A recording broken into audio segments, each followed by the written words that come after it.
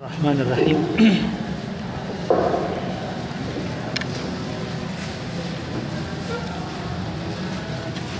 صفات مو شروع کړو کې موږ دا خبره ویلې و چې صفاتها جهر ورخو مستفل منفتح مصمتة یا مصمتة وضد قل. موږ دا ویلې و چې رومني صفاتها جهر او دا غیلان زید موږ ویلو چې محموسها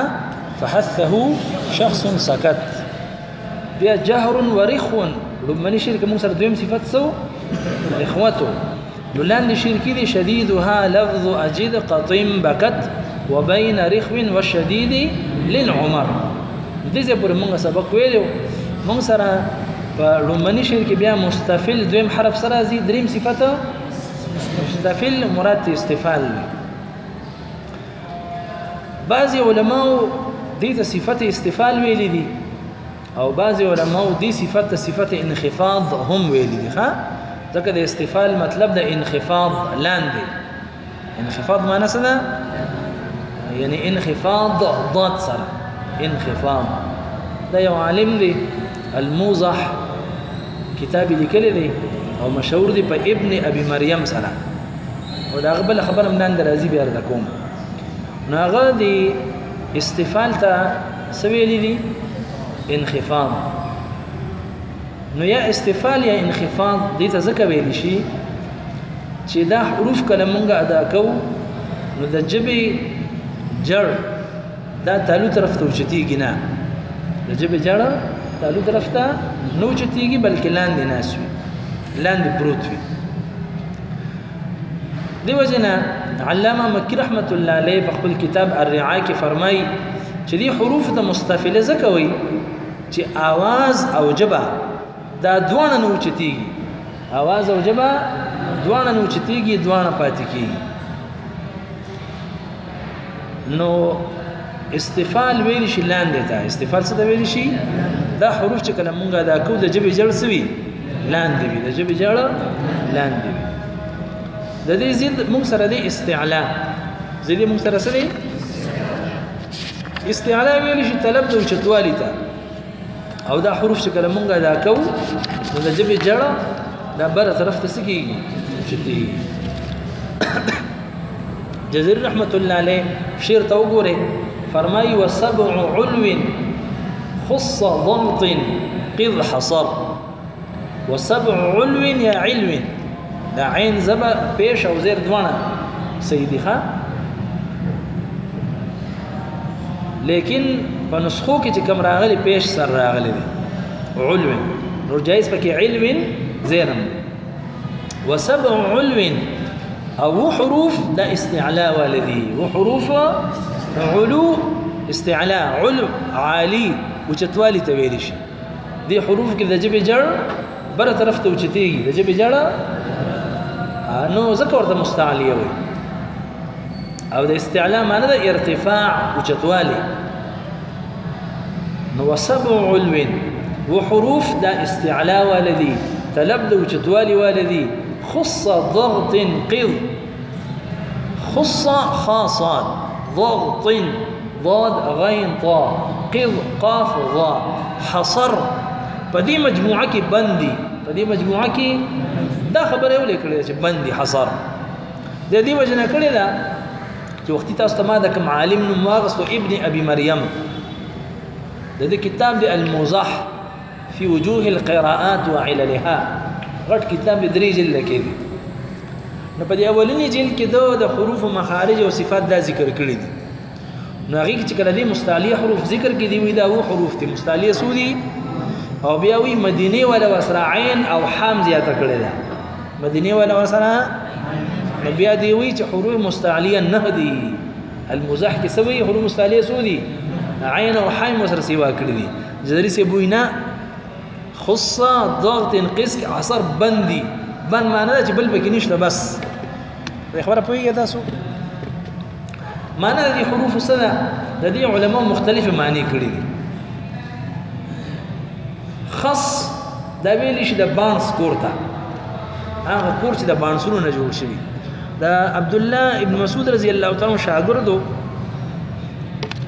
ابو وائل شقیق بن سلمہ نے کسه دی دا عبد الله بن مسعود صاحب شاګرد دا د مسجد نبوي سره یا د قضې کې د دلک زیو نو هغه کې وزانته د بانس نه کور جوړ بانس پیژنې کنه بانسونه یا زمونږ علاقو کې یا څوک د دیر با جوړ دي ای په خپل علاقو کې د لرګونه وړو کې شان کور جوړ کړي کړه مړې واچي بس دغه سفر شانتي جوړ کی سفر ورته مونږ وایو نو چې کله به پځې باندې مقیم نو هغه کې په خپل موسیدو او اسب امدان سره کې دنه ودرولې او چې کله به جهاد تطلب بس رو به غرزول ولرګي په ځمکه پراتو بیا په خو شغلاګانه چانو کولې چې تختولي هغه پراتو او دې بلاړو جهاد ته جهاد به وکړو چې واپس براغنو بیا غزان ته ودرول واپس اوسېدو پکې جزري رحمت الله علیه په دې مجموعه کې دې طرف ته اشاره کوي چې تاسو ځان د پاره چې کوم اهل علم یې اهل قران یې نو تاسو ځان ته کوشش وکړئ د قشان د دنیا نه قناعت اختیار کړئ دنیا نه اختیار کړئ قناعت اختیار کړئ لکه د صحابي د شاګرد ته وګوره د باندې سمې کور جوړو چې وو به خو پکې اوسېدو به چې نه به بس روبه ورزولا بړه دا نه چې پلان کې چې شل مرلیزه علم او پلان کې چې کوم دي جربو کنال علم او ال د چې کوم دي دوه بنگلي کور جوړو مدري بنگلي کور به جوړو منه دا وي بنه دا وا ځکه حدیث شریف کې راځي كن في الدنيا كأنك غريب او يعني داسې په دنیا کې وخت تیر کې چې ته بالکل یو ناشنای او یا بلاره تیریدونکي او تاسو علم تراغلي تجوید ته مردان ته جمعات کې اوسېږي کنه تاسو څه کوي ځان ته دکانونه کوي په دې بانک روډ باندې او ځان ته زینه لې ځل ته به اوسېږو پکې تاسو وایي تجوید کو بیا بس کو زه کنه بیا سلام ته مستاذانو ته ناراضه کنه بدوي ما دا سې کنه نو دغه شانتي دنیا کې دغه شان وخت تیر کې چې بس دنیا دا بس عمل تراغلی او بس بیا به زو دا نه چې ځان ته بنگلي له موټر له پلان کې وړي نه په دنیا کې داسې وخت تیر کا د مسافر پشان نو دې مجموعه کې اشاره کړې ده چې خص ویل شي د مان سپورتا او قض دا د قیز نری په یو ځای کې اقامت کول پاتې کېدل او ضغط ویل شي تنگ تا نو معنی به دا شي چې ځان د پاره یو وړوکی شانتي ځای جوړ کا د بانسونو یې کې اوسېږي زم پښتو کې یو شعر دی وی دومره بس چې پتا سسیږي نه کسوي اب دون ډیر دی چې بس چاته محتاج نه دا فقرم نه دی ډیر غریبیم نه ده یو روایت کې راځي کاد الفقر ان يكون كفرا ډیر غریبیم نه ده لکه چې انسان ډیر غریب شنو بی دین شي د عیسایان او د يهوديان ورته پیسې ورکي او بس خپل مذهب ته راړي په افغانستان کې دنیا خلک چې کم دینو عیسایان شي پیسو ده پاره نو غریبیم نه ده پکار خودونه دغه نه دی پکار چې انسان د خپل دغه نوزي بلکې ځلې سیبوي چې نه تاسو تجوید کوي عموما خلک دې د پاره کې چې سکول کې استاد شم او ډېر پیسې وګټم او یا چې کوم تلاوتونو ته بزم او زو پیسې ګټم نو دا سم کوي بلکې قناعت اختیار کې الله تعالی ورته دنیا او د آخرت دوانو صدر کی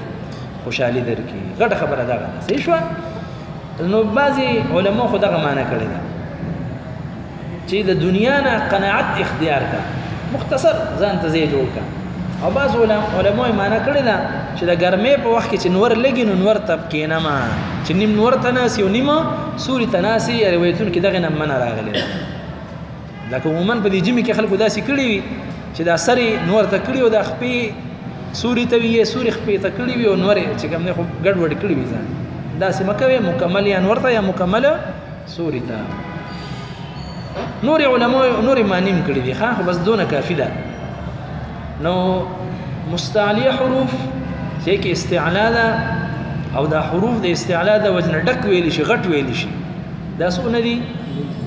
هودي مجموعه سدا خصا ضغط قض صحیح شو نو حروف مستعلیه دا ټول غټ ویل شي او پدې کې مستعلیه حروف کې د ټول نه غټ چې ویل شي دا ضاد دا علامه جزري رحمت الله علیه په کتاب النشر کې فرمایي چې مستعلیه حروف دا ټول غټ ویل شي خو په دې کې ټول نه غټ طا ده او په مستفله دا ټول مستفله باریک ویل شي خو په ټول مستفلو کې باریکه چې کومه ده یا ده مستفلو کې باریکه څه ده او بعض علما ویلي دي چې حروف التفخیم چې کوم دي غټ دا حروف اطباق والدي دا رسول روان دي ته خبرو او اطباق ولکه غټ چې کوم دي یعنی په حروف کې غټ د مطبقه دي صاد ضاد طا ظا ځکه دي کې استعلام د اطباق هم د خواږه چې صفت وي بیا په مکی رحمت الله علیه په الرعایه کې اغلی کلی دي چې د الف هم غټ دی الف سره غټ دی خو علما فرمایي دا وهم دی ځکه الف دا د ما قبل حرف تابع دی کتاب النشر کې راځي چې د الف سره دا د ما قبل حرف تابع دي کما قبل ته غټ وی الف بغټ وی لکه الظالمین تاسو د الفرید کې رسیدلې الته کنه رسیدلې چې الف نه مخکې غټ حروف الف بغټ وی لکه الظالمین صابرین او چې مخکې تسوي بارکون بارکوي مالک یوم الدین الرحمن الرحیم العالمین بغټیږي نه دی وجنه فرمایي چې الف ته نه نری ویلې شو نه غټ ویلې شي الف نه بخپل نری دی او نه سړي غړت خو د متعلق خبره په خپل راځي ښا دا باب چې ختم کو ورپسې والاخذ بالتجويد ولا باب نه بس فرققا مستفلا من احرفي وحاذرا تفخيم لفظ اللي فيك بتقول بحث کوي ان شاء الله صحیح شو نو مستعلیه حروف شو هو كم قف دا تسوي لي شيء مستعلیه د دې نه علاوه چې کوم دي سوي مستفله دي مستفله سوي لي شيء باریک ویل شي مستفله ټول باریک دي ما سوا د الف او د لام او د رانا د غي قیدی تاسو ویلې دي نو چې کومه بعضی قیدی دي هغه جزریه کې ان شاء الله تعالی راشي صحیح شو دغه سمانه پوښښ ویل نه تاسو کولای شئ وای دونه کافی ده باب خو تاسو ټول یاد کړی دي صفات والا بهم د سر نه یاد کړ ټول صحیح ده وګوره وسبع علو او حروف چې کوم دي علو د استعلاء والدي تاسو نووي علو او علو دوه راغلي خو روایت په نسخو کې د پیش سره راغلي دي علو خص دا ویل شي هغه کور ته چې جوړیږي د بانسونو نه که بانسوک نه پیژنې کنه دلته بغداد نه بغداد چوک ته چلاړ شي نو دا ټول مارکیټ د بانس دی ادرم پاین دي جوړیږي سیړې جوړه او خص ضغط ویل شي تنگ او قز دا قيض ندي هو الاقامه بالمكان في الصيف هغه زي ته ویل شي چې په ګرمه کې پکې خلک ناس نه په ګرمه کې خلک کوم ځای کې سفر کې کینی کنه سفرونو کې کینی هغه ته ویل شي مطلب دا دی چې ته د دنیا نه قناعت اختیار کا او ځان ته وی امیدونه مته صحیح شو یاد کړئ